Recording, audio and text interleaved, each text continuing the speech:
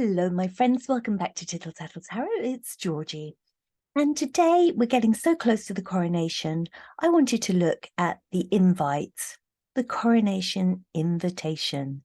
What a beautiful thing it is. I look back at some of the old invitations, the invitation that went out for the Queen's coronation, her father's, and back beyond that. Of course, they didn't have the printing techniques that we have now, but they were very sober things, black and white and very formal, no color, no no floral on them, just very, very how can I put it? Very functional invites. Now, if you look up the invitation for this coronation, it's glorious. Flowers and all kinds of beautiful, intricate patterns on it, very vibrant, beautiful colors. And I wanted to do a little reading on it because when the Queen was crowned, her invite went out and it was very, very simple, black and white, very plain. But she sent out a very personal invitation to her little boy, Charles. And this is 1953, and he got his own invitation. And it was just purely his, and it had on it toy soldiers playing instruments with flowers. It was beautifully decorated. The lion and the unicorn were very playful. It was a joyous invitation purely for Charles, and the colours used were very similar to the colours that are being used for Charles's and Camilla's invitation. And I wondered whether he took inspiration from that invitation that meant so much to him as a little boy. Because this invitation that's going out is so joyous and so playful. There's a C at the top, notifying Charles and Camilla. And in the C at the top, you've got a robin, and then underneath you have a wren. And, supposedly they are God's favorite birds. You've got the winter for robin and the summer for the wren. And, every single flower on it means love and abundance, and nothing is by chance in this invitation. And you must look it up because it's beautiful, absolutely glorious.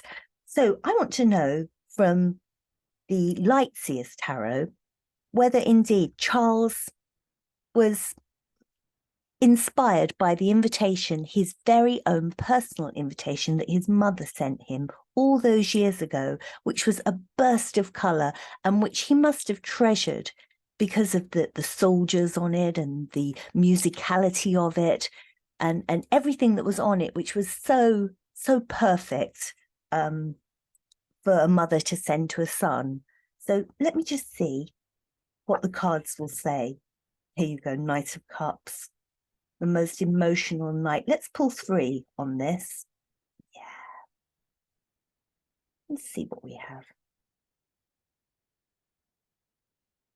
More cups.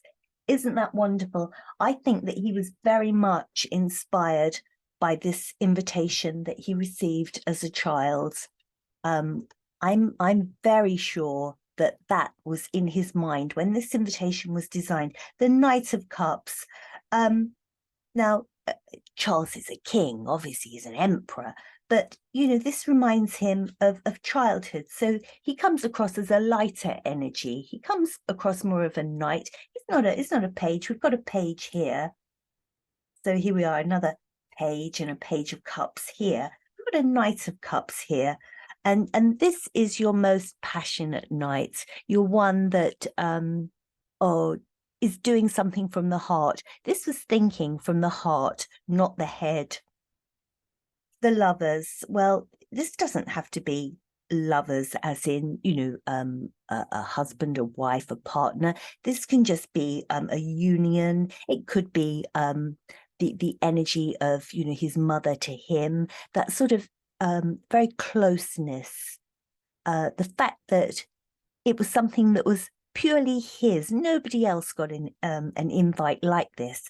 the Lovers the right way up. What a lovely card, bringing people together. It sort of symbolized his significance, how very important he was at 4 years old at his mother's coronation. I don't think the Queen was a very tactile person. I don't think she found hugs and kisses. Maybe I don't think that came to her naturally, but she cared very deeply. And I think this invitation was her way of showing how special her son was to her. And so the Lovers there. And then we have the Page of Cups. And, you know, the Page of Cups is also that sort of energy of love.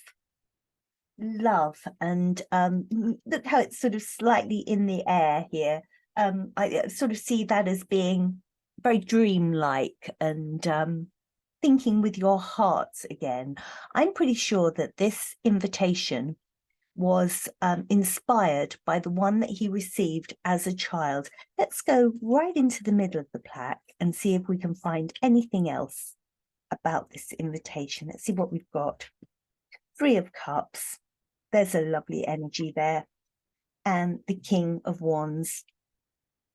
The 3 of Cups, that's very much a party card, isn't it? And what is a coronation if it isn't a party? You know, it's a wonderful bringing together of all these energies, all this joy. And I think that he wanted this invitation to be joyous, to be light-hearted. He didn't want anything serious, black and white and official looking.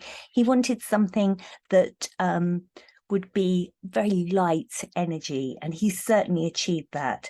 And the 3 of Cups is that light party energy. King of Wands, again, he's not coming through as the emperor. He's not coming through as this sort of hard figure. In all of this, he's coming through as a younger energy. And here, the King of Wands, just this passion. He feels very strongly about giving a nod to that invitation that he received as a child. I just think it's wonderful. If you get a chance, just do a little search and look at the current invitation if you haven't already seen it, and then do a little search and find the very, very personal invitation that Charles received from his mother. And you will see quite a similarity in the colours, even in the design to some extent. And you'll see where I'm going with this, but I am so convinced that that invitation meant so much to him as a little 4-year-old boy, that now, as an elderly man, really, he's thinking back to that and how much it meant to him. And he wanted to, in some way, not replicate it, but incorporate it to some degree in this invitation that's going out now. I hope you enjoyed that. And if you get a chance to see both invitations, let me know what you think. Take care. Bye-bye.